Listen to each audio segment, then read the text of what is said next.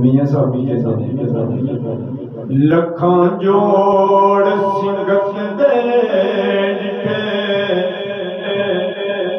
ते आखिर विथा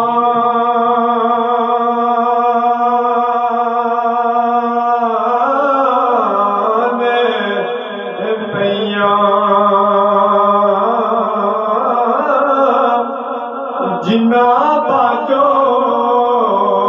एक पल लगदा अज ओ शकला याद न रहियां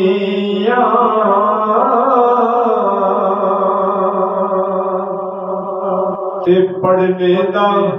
न तुमान करी नया की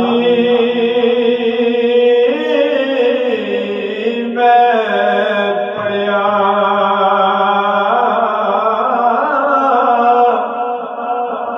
ओ कहार जबार सदावे मता रोड सुटे दुद कड़े